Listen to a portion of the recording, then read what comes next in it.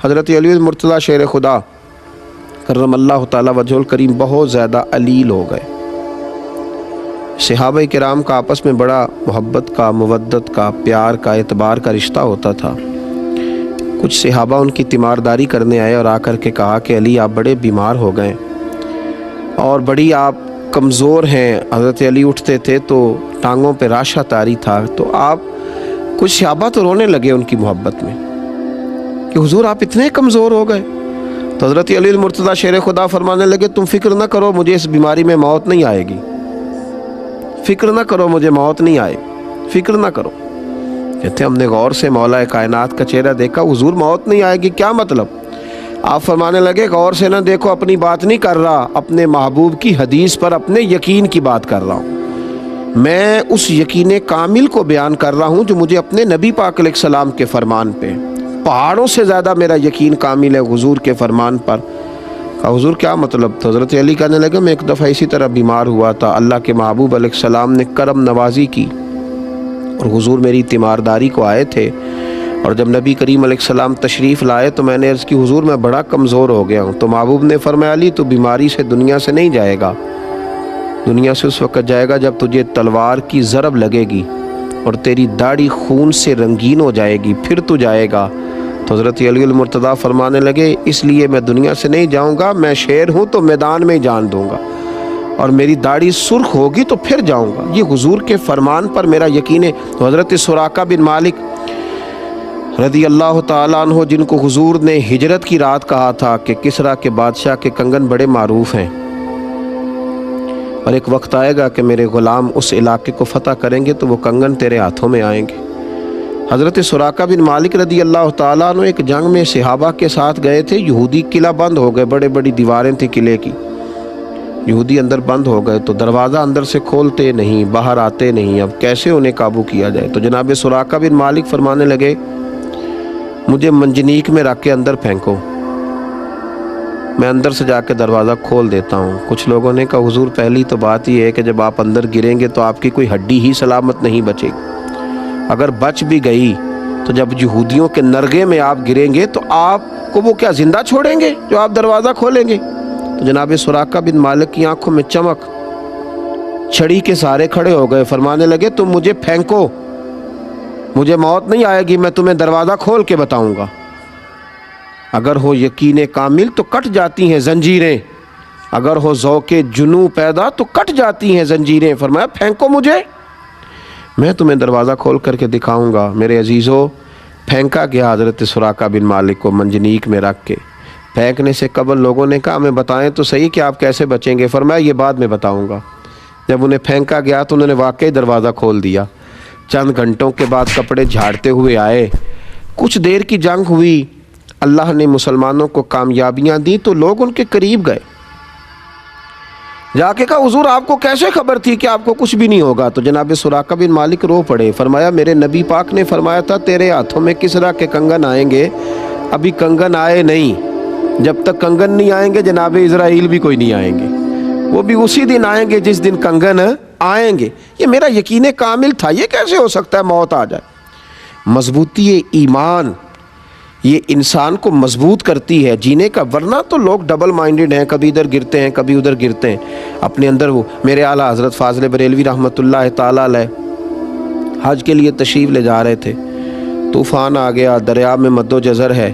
آپ کو پتہ ہے جب تھوڑا سا حالات خراب ہوتے ہیں تو لوگوں کو فٹافٹ دعائیں التجائیں یاد آتی ہیں، لوگوں نے اللہ کے ساتھ دکھوں کا رشتہ رکھا ہوا ہے، کمزوریاں آتی ہیں تو فٹافٹ لوگوں کو عبادات یاد آتی ہیں، اور جب خوشی آتی ہے تو پھر لوگ معاذ اللہ تعالیٰ شیطان کو راضی کرتے ہیں۔ اب یہ جو خوشیوں کا رشتہ ہے یہ سارا اسی کے ساتھ رکھا ہے۔ ذرا مد و جزر آنے لگا، طوفان آنے لگا دریا میں تو لوگ تڑپنے لگے، دعائیں کرنے لگے۔ اعلیٰ حضرت کی خدمت میں بھی لوگ آئے، آپ بھی جہاز میں، بحری جہاز میں بیٹھے تھے، حضور دعا کرا دیں۔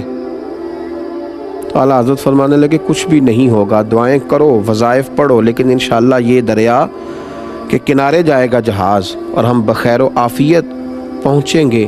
کہا حضور آپ دعا کرا دیں۔ فرمایا میں کرا دیتا ہوں لیکن پریشان ہونے کی ضرورت نہیں ہے۔ لوگ شکوہ کرنے لگے کہ ہم دعا کے لیے کہہ رہے ہیں اور وہ یہ کہہ رہے ہیں کہ آپ پریشان نہ ہوں۔ چلیے کچھ لوگوں نے تنقید بھی کر ڈالی، تنقید آسان کام ہے، ذرا جلدی ہو جاتی ہے، تنقید بھی کر ڈالی کہ دعا کے لیے کہا تھا لیکن اس طرح انہوں نے نہیں کرائی جیسے کرانی چاہیے تھی۔ لیکن قربان جائیے تھوڑا ہی وقت گزرا تو دریا کا طوفان تھم گیا۔ جن لوگوں کا خیال تھا نا کہ اب بچیں گے نہیں، معاذ اللہ ڈوبیں گے، وہ بھی کنارے تک لگ گئے۔ اب آہستہ آہستہ حالات بدلتے ہیں تو شرمندگیاں بھی آتی ہیں، لیکن گیا ہوا وقت نہیں لوٹا کرتا۔ قریب گئے، معذرت کرنے لگے، حضور غلطی ہو گئی، برا سوچا، کچھ کی زبانوں سے برے جملے بھی نکل گئے، پر آپ بتائیے آپ کو کیسے یقین تھا کہ یہ اس جہاز کو حادثہ نہیں ہوگا، یہ کنارے تک جائے گا؟ تو اعلیٰ حضرت فرمانے لگے جو دعائیں میرے نبی پاک علیہ السلام نے بیان کی ہیں میں نے بیٹھتے ہی ساری تلاوت کر لی تھی۔ یہ کیسے ہو سکتا ہے کہ نبی کریم علیہ السلام کا فرمان درست نہ ہو؟ تو میرے یقین کامل نے دیکھیں نا مدینے میں زلزلہ آ گیا تو انسان کا یقین اگر مضبوط ہو، کردار اگر پختہ ہو، اسے خبر ہو کہ میں کیا ہوں، پھر خوف کاہے کا؟ پھر آنے والے حالات اور مد و جزر کے ساتھ اس کی پریشانی کاہے کی؟ پھر تڑپنا کاہے کا؟ پھر چہرے پر اس کے بال کاہے کہ مدینے میں زلزلہ ہے، حضرت عمر کھڑے ہیں، ہاتھ میں درہ اٹھایا تو زور سے زمین پہ درہ مارا، فرمایا زمین ٹھہر جا، زلزلہ بند کر۔ یا پھر عمر کو بتا کیا عمر نے تیرے اوپر کوئی ناانصافی کی ہے، کوئی ظلم کیا ہے، کوئی زیادتی کی ہے؟ کیا عمر نے کوئی ایسا کام کیا ہے جس کی وجہ سے تو کام پہ یا پھر ٹھہر جا؟ تو لوگ کہتے ہیں عمر کا درہ کیا چلا، زمین کا زلزلہ بھی رک گیا۔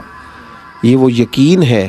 حضرت سعد بن ابی وقاص نے جب آپ نے بھیجا نا حضرت سعد بن ابی وقاص کو دور دراز علاقوں میں جہاد کے لیے، تو حضرت سعد نے کہا تھا حضور کو نصیحت کریں، تو فرمایا اپنی توجہ اپنے رب کی جانب رکھنا۔ حضرت عمر نے کہا اپنے یقین کو کمزور نہ پڑنے دینا، دیکھنا حالات کی رو میں بہہ نہ جانا، لوگ تمہیں بڑی داستانیں سنائیں گے لیکن خیال رکھنا۔ تو حضرت سعد بن ابی وقاص رضی اللہ تعالیٰ انہوں نے بھی اس کا پورا ہی خیال رکھا، پورا ہی لحاظ فرمایا، پوری ہی توجہ کی۔ آپ فرماتے ہیں جب ہم جا رہے تھے نا جہاد کے لیے تو رستے میں ایک دریا آ گیا۔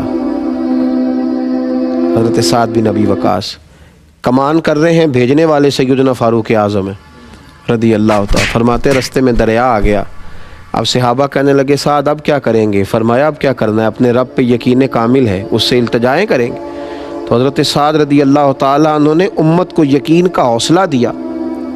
ہم روحانی لوگ ہیں، ہمارے پیچھے روحانی قوتیں ہوتی ہیں، ہمارا رب ہماری مدد فرماتا ہے۔ کئی دفعہ ہم سمجھتے ہیں کہ اب ہم جال میں پوری طرح الجھ گئے، لیکن آنکھ کھلتی ہے تو رب کریم ایسی آزادی عطا فرماتا ہے جس کا کبھی سوچا بھی نہیں ہوتا۔ میرے بھائی دریا کنارے کھڑے ہو کر کے حضرت سیدنا سعد بن ابی وقاص فرمانے لگے او دریا، اگر تو حضرت موسیٰ علیہ السلام کی نافرمان قوم کو رستہ دے سکتا ہے تو ہم تو نبی پاک کے وفادار غلام ہیں، ہم تو حضور کے اطاعت شعار ہیں، ہمارا یقین بڑا مضبوط ہے۔ دریا نے رستہ عطا کر دیا، رستہ اور رستے بن گئے۔ حضرت سعد بن ابی وقاص کا یقین کامل دیکھیے، جب دریا سے اس پار گئے نا آپ تو ایک دفعہ اس یاد کو، یقین کی اس یاد کو پھر زندہ کرنا چاہا۔ وہ جو حضور نے فرمایا نا یقین اس طرح سیکھو جیسے قرآن سیکھتے، اور پھر امام غزالی نے فرمایا کہ یقین والوں کی صحبت اور سنگت میں رہا کرو، تو حضرت سعد نے وہ صحبت صحابہ کی طرف دوبارہ لوٹائی اور فرمانے لگے کسی کو کچھ چیز تو نہیں رہ گئی دریا میں؟ یعنی آپ لوگوں کو دوبارہ بتلا رہے ہیں کہ ہمارا یقین کامل ہے تو دریا ہماری بات سن رہا ہے۔ فرمایا کچھ چیز تو نہیں رہ گئی، کسی کی کچھ چیز تو نہیں رہ گئی؟ ایک صحابی نے کہا میرا مٹی کا پیالہ رہ گیا۔ تو حضرت سعد بن ابی وقاص رضی اللہ تعالیٰ انہوں نے دریا کی طرف دیکھا تو فرمانے لگے ہم نبی پاک کے غلام ہیں، چل ہمارا پیالہ بھی واپس کر دے۔ تو دریا نے وہ پیالہ بھی لہروں نے باہر پھینک دیا۔ یقین کی دولت آپ کو جوان رکھتی